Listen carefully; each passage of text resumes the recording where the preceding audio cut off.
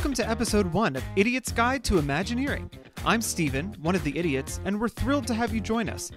Before we dive in, we want to extend a special thank you for embarking on this adventure from the very beginning.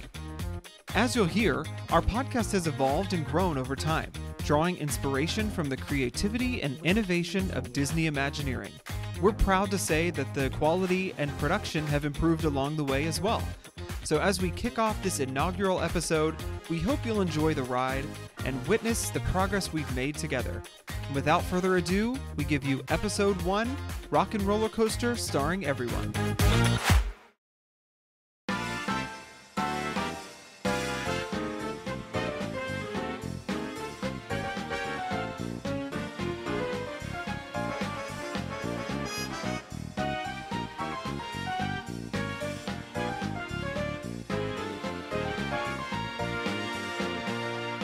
What's up, everybody? It's Steven, and you're listening to the very first episode of the Idiot's Guide to Imagineering.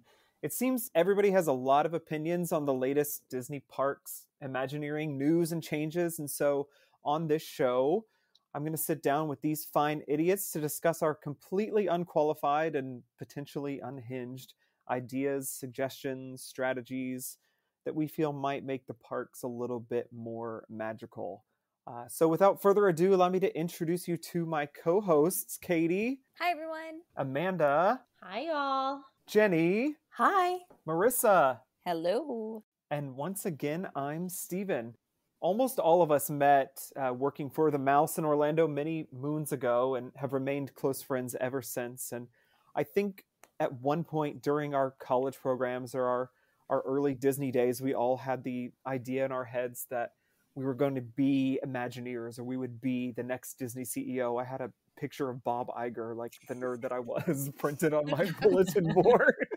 And I think I just in my mind, and then I got to Disney and I realized, oh wait, everybody thinks the same thing. I had a roommate who had the exact same nerd picture printed out. So I think we quickly realized maybe we're not all going to be that. And point proven that we all kind of ended up in day jobs that really have nothing to do with that or Disney or hospitality, really, even maybe just Jenny, but we all kind of abandoned that idea. We've all got great careers, but it's just that was an old thought process, and now we're on to a new one. But you know, at this point, we decided, why throw our dream away entirely when we can still be Imagineers? And inside of this podcast, we will be just that. So our dream gets to be realized here. Yeah, Stephen, and each week we're going to plan to share with you our own original ideas for how we personally would develop new and updated lands, attractions, restaurants, shows, hotels, and even the parks, which I'm positive, I think we can all say will probably never see the light of day. But we're still going to make sure we highlight all of the Imagineering and park decisions of the past and present, with the focus on how we would have liked to develop things if, you know, those dreams we once had many, many moons ago would have actually happened. And of course, we'll make sure to throw in some surprises along the way. I know that this is our very first episode, and so it's the first time you're hearing our voices, and maybe you want to know just a little bit more about each one of us. Maybe it's a good time we can say who we are, where we're from, and our favorite Disney attraction. So I'm Amanda, and I live in Birmingham, Alabama, and I worked in the college program at the Toy Story Pizza Planet location. May it rest in peace. And I miss it. Right? I mean, it's just not the same with Rizzo's Pizzeria. If that's even still there, I don't know. Bless. I don't know. I think so. Yeah. I think it's there. No one goes over there anymore. Right. Run. But my favorite Disney attraction, I think I'm going to go with Tower of Terror in Hollywood Studios. Ooh. That's a good one. Spooky. Spooky. For the spooky babe, the Halloween fan. What about you, Katie? Well, I also am spooky, and I love dark and ominous feelings. So I was in between Tower of Terror, but I think I'm going to have to go with Haunted Mansion because it just feels like right. I feel like I have That's to, what I I was have to be in a bug. thinking. Yeah, Wow. you just got to be on, with the ghosts, but whatever. Anyways, I also worked at Disney, as Stephen mentioned, and my role was not an exciting one. I was a merchantainment hostess at Mouse Gear.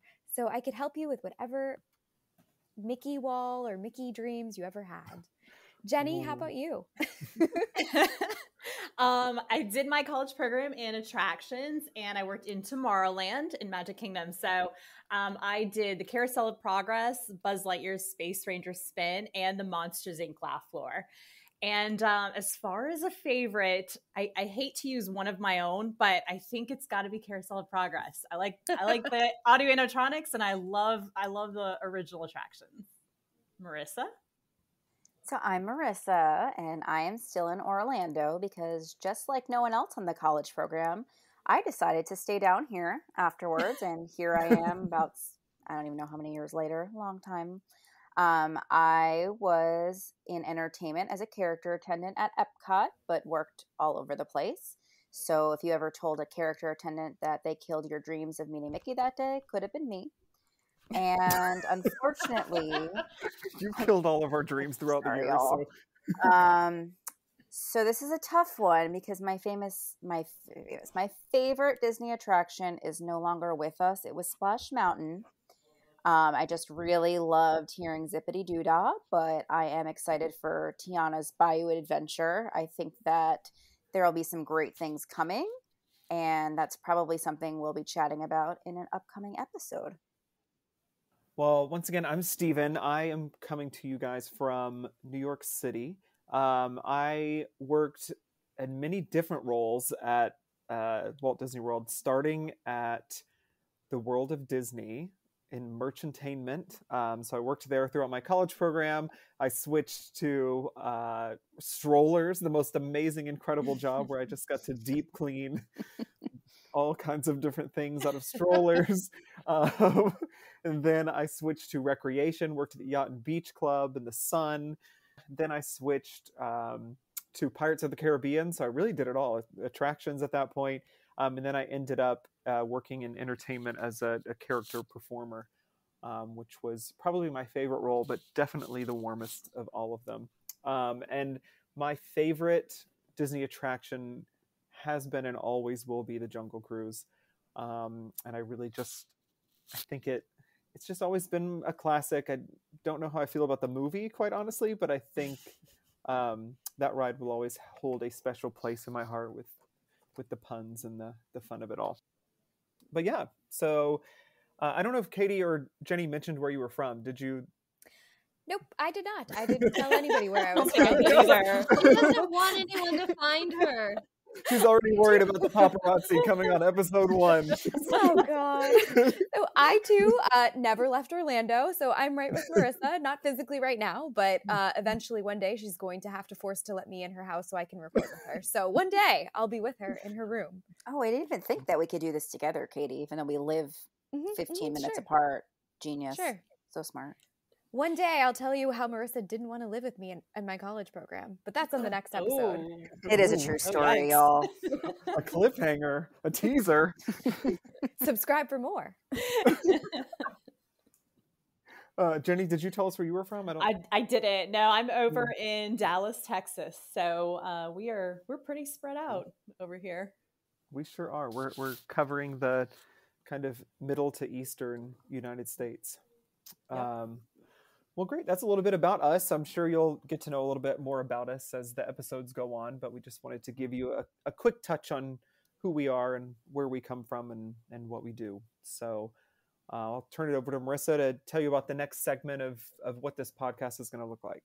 Yep. So it is also our goal to stay current. So in future episodes, we're going to devote a few minutes of each episode to updating you on some of the headline park news, upcoming events, any new things we've heard that week.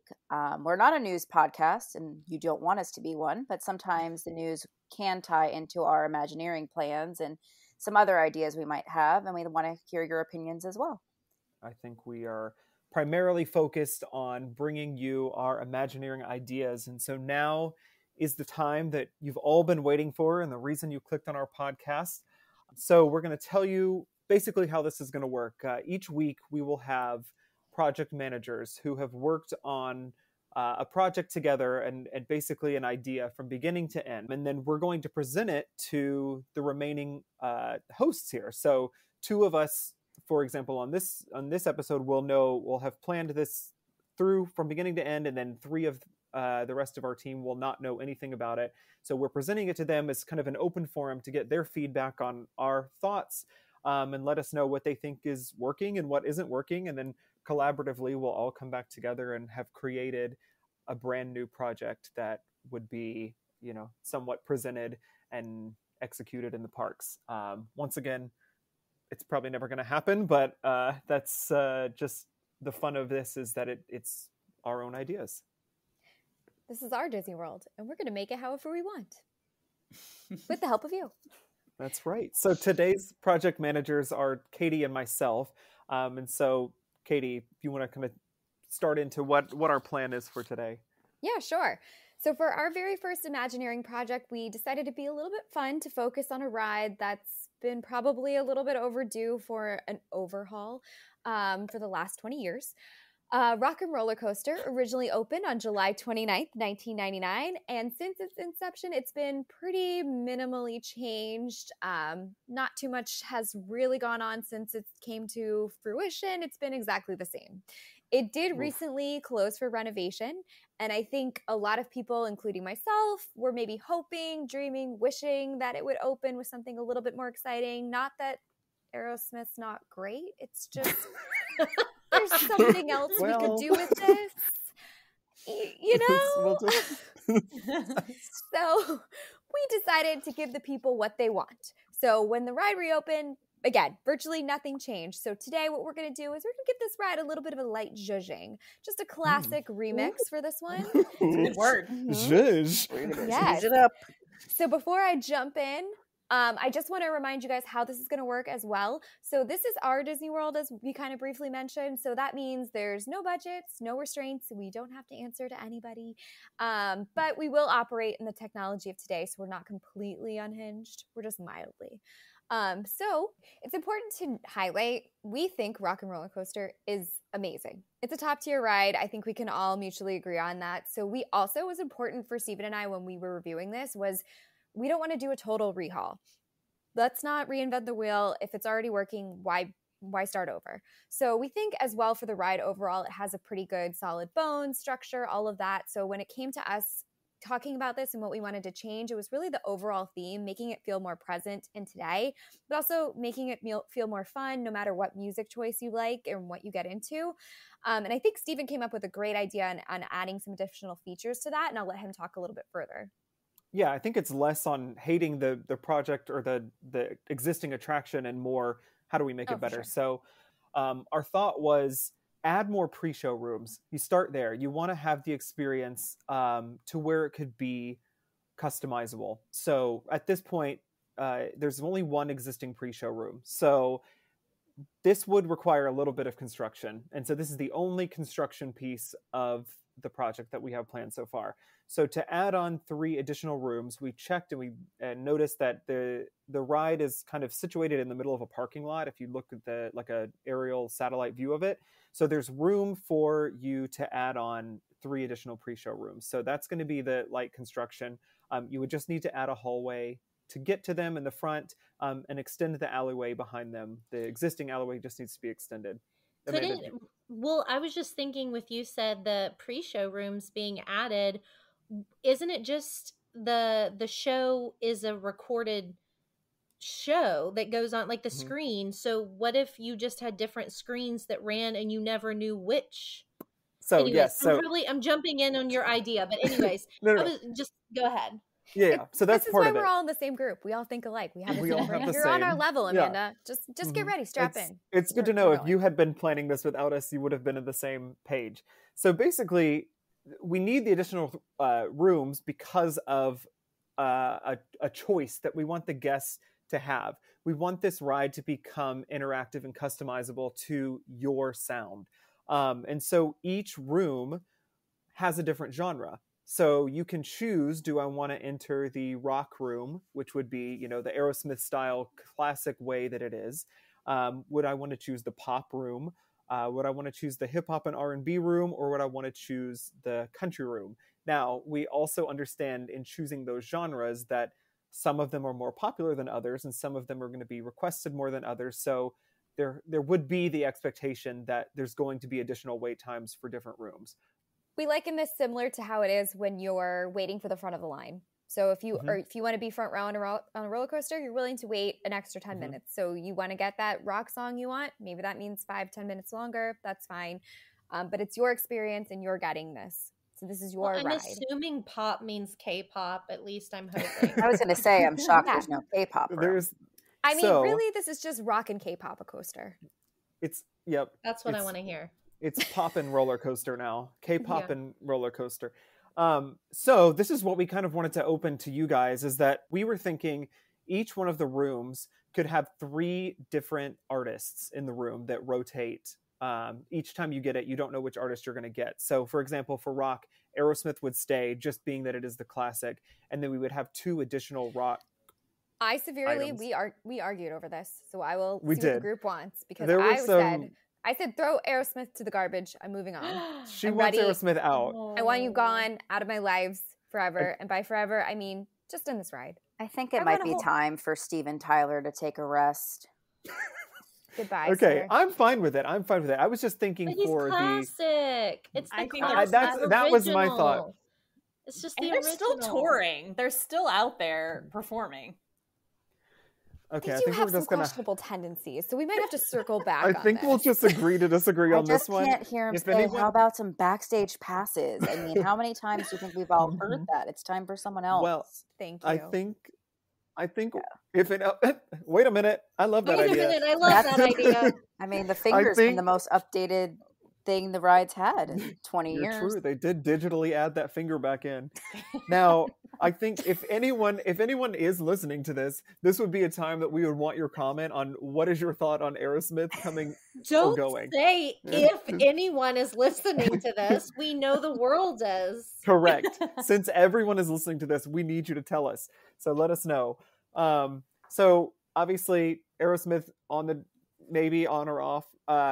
Somebody throw out 2 other big rock names that we think could be good for the video. Queen, good. Well, I think also, I just want to jump in really quick, because I do think the nice thing with this is you could virtually swap these out. So if at any time. Yeah. So if an artist maybe is taking a step back, or Disney partners with different recording studios or different recording artists and want to get that on there, these could easily be changed out depending on the time or whatever. So and getting a fresh artist in. Exactly. Yes. And it solves the issue of having to have the same exact person for the last 20 years. We can still use that guitar. Would you be bringing in the artists to film a segment the way Aerosmith has that filmed in there? Yes, it would all need to look similar. Okay. But I think you could make it could be different. It just needs to look like it's a studio. It doesn't have to be the same one, but it needs to look like it's a studio. Because we thought about changing it to like you're in different rooms that have like the country room would be like you're in a bar, but then we thought, well, the building that you're entering is a studio, so it needs to stay consistent. So they're all also going to have a story, like the way you're like trying to get to the concert in LA traffic. Correct. Yes. It's going to be a similar storyline, just with a new basically face to the story.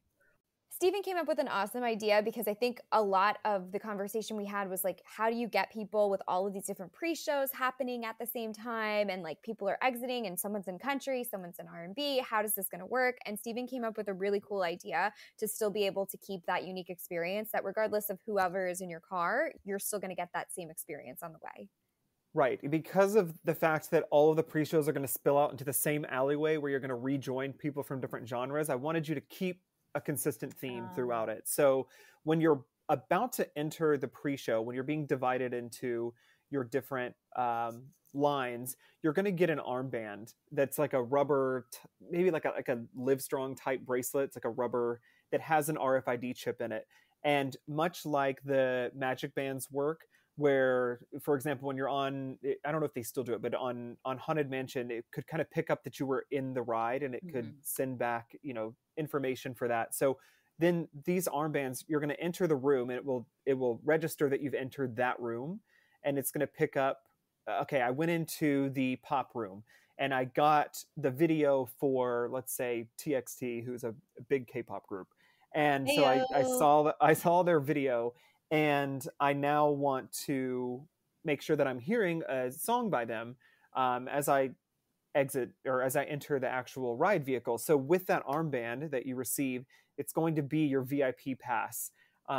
So I think we'd actually decided you would get this armband in the room that you're in. Yeah. So that way it's tying in with the story that now you've received your VIP band that you can use to get into this concert that you're late to. So so like the speakers in your car would play your music. Exactly. Yeah. So when you sit in the seat, you'll scan it, it will register and say, okay, the software, the technology will know I came from that room and I saw this pre-show, and so now I'm going to play a song that came from that person. So that way, if you're sitting next to a person who was in the country room, they can scan it and hear a Garth Brooks song. So everyone can still merge. Everybody stays with their theme. Wouldn't the music No. And so if you I don't want think to bring of up another park, but you can. Yeah, you think of that's another what I was example. thinking. If you ride Rip Ride Rocket, who obviously stole this idea from, I mean, I hate to say that, but this is kind of their response to Rock and Roller Coaster. Everybody there in your own seat chooses your own song, and you can't hear anyone else's. So it's too loud. The seats are kind of aren't they kind of curved around you a little bit? Basically the speaker comes behind your ear. So I don't think that's an issue, because I think you would just be hearing your own thing. I think realistically, those rides are so loud, you don't notice it, but it's you're hearing it close by. Yeah. So I think that's another reason why. So you're not going to hear your neighbor's stuff. There's so much happening around you. You're going to hear your own. Yeah. Okay. Yeah. So basically, we just wanted to keep the theme consistent from beginning to end, because it is telling a story, and we want to keep with that story. So then the ride stays untouched as is. Basically the only addition to hardware is that you need a sensor to tap it on in the actual ride vehicle, which would be a simple screw in to the existing cars or train. So then you ride the ride as is, you hear the song you wanted to hear, and then at the end, there's, much like you would return the 3D glasses in an attraction, you would then remove your armband. You've arrived at the VIP entrance, and you are then putting it back into a trash can or a basket or something, where you could just deposit it and carry on with it. And so I had this fear that, are people just going to take them as souvenirs, because it is kind of a cool souvenir? But then Katie had the idea. Oh yeah, we're going to install GPS in this, so no one's getting out of here with our armbands on there. So, and if you try to make a run for it, we'll send someone after you. I don't know who yet. I haven't thought of anybody big and scary at Disney, but when I do, it's kind of like the 3D glasses, though. What do you do? I mean, you can use them for other 3D attractions, but then what do you do with them, really? Right. Yeah. I think people just take them as a keepsake, or people are gonna want a backstage pass for the new Rock and Roller Coaster, not Aerosmith show. Well, that's true. Well, but maybe if you Aerosmith. Don't make it decorative. Just make it boring. True. Or something. Or I wonder if you can link it to a magic band even. Well, we thought of that too, but then then it would just be a little trickier, because it's less user friendly, because you would have to because some people know don't how to have work that, because some people know how to do it and some people don't, and they don't have the magic bands. And I was even thinking, oh, what about your phone? But then you're not holding your phone on that ride, so right. Yeah, we talked through all of this. We thought maybe you scan your ticket, maybe you use your phone, but then it's so many people don't have access to those things when they get on to rides and stuff. If I'm going in and if I were younger, my mom would just hold on to all of our tickets, and if I wanted to ride something without her, then I didn't want to, So basically, we thought with this attraction revamp or zhuzhing, as Katie says, we wanted to kind of bring it back with a bang, and not just have it be a down for refurb and reopened, but we wanted to do a reopening act that had 4 different performers, that one from each genre. So we don't need to do Oh, excuse me. Yeah, a reopening concert. I don't know what Like I the say. Disney, Reopening like act. the Disney Channel games. Yes. Yes. Like, Bring that so like the back. Disney Channel, like back in the day, The summer concert series. we're showing our age here, but there was a time where Britney Spears performed on those piano keys out in front of the roller coaster. So we wanted it to kind of be a throwback to that, and do a small concert, because obviously that space isn't very large, but we wanted to reopen it with a big, exciting concert that shows off and showcases the new genres and the new artists we've chosen and why it's better now. So we think that would be the best way to then repackage it and ship it out to the people. And how fun would it be if it got an ABC special that was about the reopening, and then you got someone like Britney or somebody like amazing like her to be able to host that, to tie in and be like, oh, we're bringing it back. And then you've got the nostalgia factor and this brand new ride that's just got their zhuzhing. I feel like, but not Steven Tyler. Let's no, put he's that not on the invited. record. He's not invited. Well, maybe Let's he can call host. Beyonce and see what she's up to. Beyonce's never busy. Let's get She some might be free. We need to get some like C-list celebrities like Beyonce, Taylor Swift, like people Taylor that aren't She's selling not out. busy. People that aren't selling out stadium tours as This we is speak. just becoming like, this is our love of female artists. We're just making Rock and Roller Coaster just wonderful female Girl performances. power. Just scrap it all. It's all just going to be female themed. Yep. And then the last point that we thought up was maybe a holiday overlay. And so we love a holiday overlay. We could do a Halloween one, or we could do, a winter Mariah Carey, where she just sits in the. Listen, not even that's going to be a 17-hour wait. At that point, you just change it to Mariah only, and that's the whole ride. Like, no matter what room you enter, you get Mariah, because that's really what you want. Mariah is the holiday season. But you could get 2 songs. You get that other one, Santa Claus. Da-na-na-na. Okay, I'm not going to sing anymore. This is not that kind of experience. And how long did it take for Steven to start singing on our first episode? Did anyone have 29 minutes? Please still subscribe. We promise we won't let him do it again. Please That's all you're going to get out of me. I'm going to start a spin-off podcast of just my vocals. So if you want to hear, request a song. That's not happening.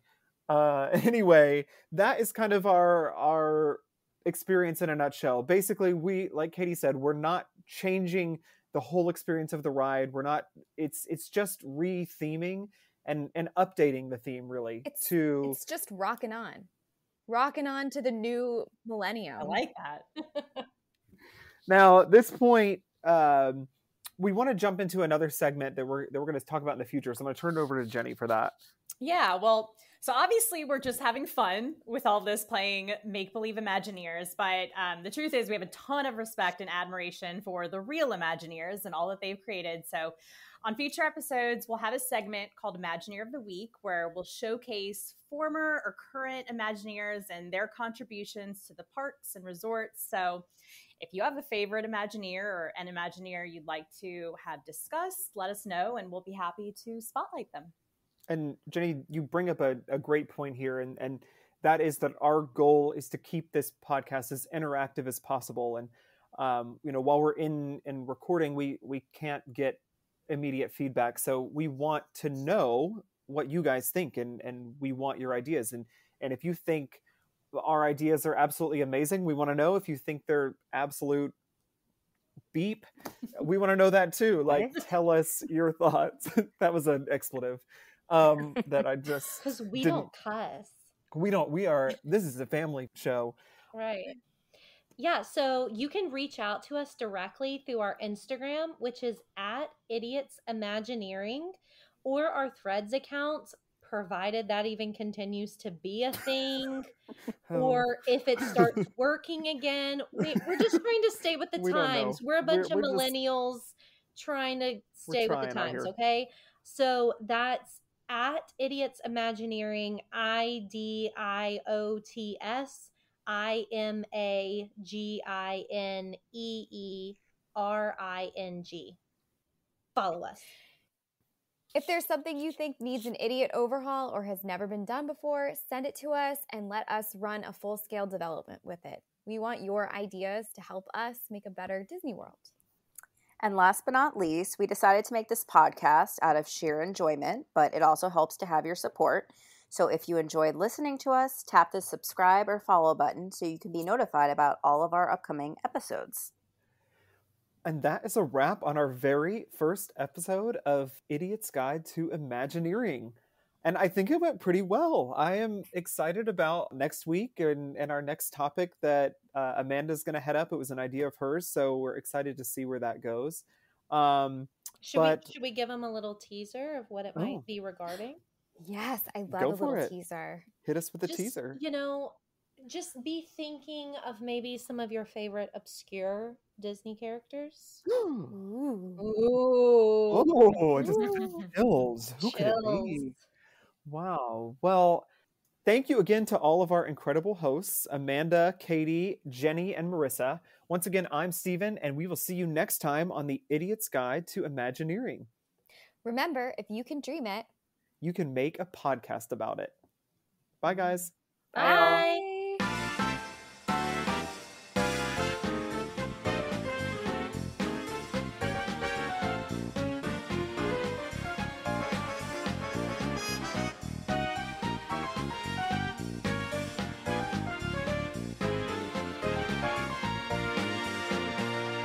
Remember, if you can dream it, you can make a podcast. This was not good. We're not doing that. That's not going to happen. Can't breathe.